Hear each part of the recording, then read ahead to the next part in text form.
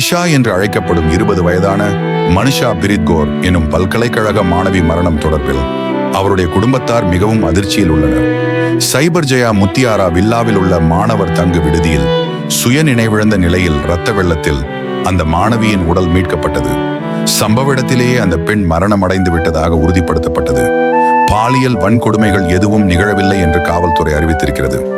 சம்பவம் நடந்தபோது அங்கிருந்த CCTV செயல்படவில்லை எனவும் அங்கு பாதுகாப்பு தொடர்பாக சில பலவீனங்கள் இருந்ததாகவும் அந்த மாணவியின் உறவினர் நிருபர்களிடம் தெரிவித்துள்ளார்.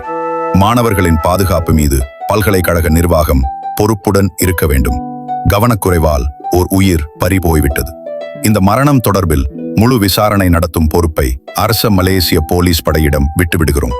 நியாயமான முறையில் விசாரணை நடத்தி இதற்கு பொறுப்பானவர்களை நீதிக்கு முன்னிறுத்த வேண்டும் எனவும் அவர் கேட்டுக்கொண்டார். இந்தியர்களின் இதய குரல் மக்களோசை.